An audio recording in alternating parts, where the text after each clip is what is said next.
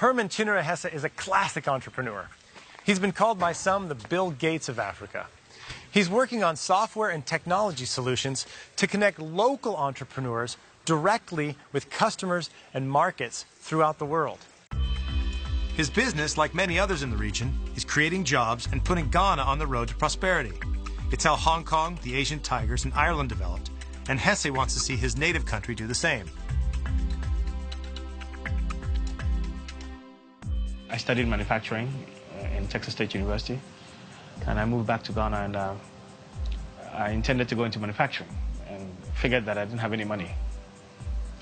I was sitting around and realized, hey, wait a minute, my little computer I had here was a factory. It could make software, and I'd been dabbling about with software, and I thought, hey, I could turn this into my manufacturing business. So I partnered up with an old schoolmate, and we started writing software and started selling door to door.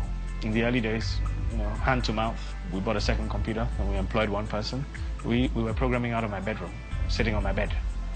And then we evolved from there and grew and grew and grew over the years. It became very large. He's met with great success by developing what he calls tropically tolerant software, programs that run well in places with frequent power outages.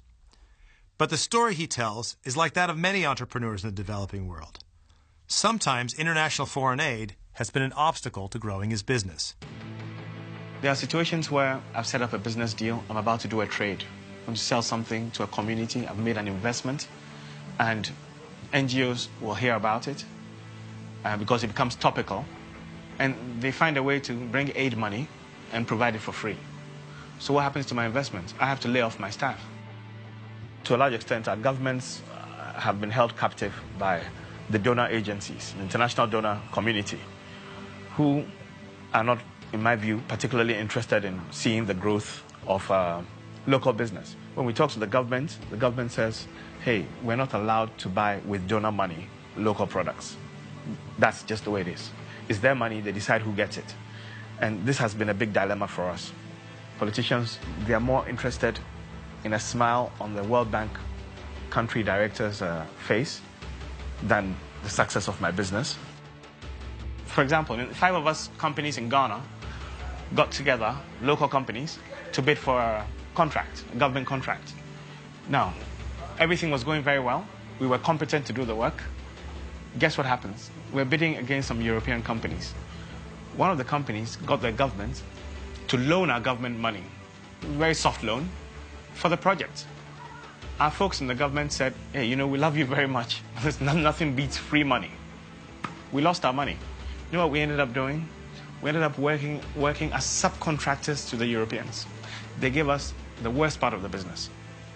The most difficult and least profitable part, we wound up doing it because we were better at doing the work. So they got the best of both worlds. Their government paid. We ended up doing the work. They took the money. That's not development. That's not assistance. That's thuggery.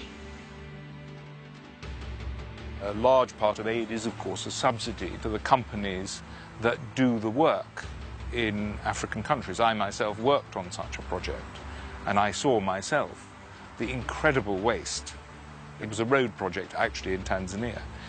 And the foreign aid, so-called, amounted to a huge subsidy for a company that could not possibly have got the contract in a real market.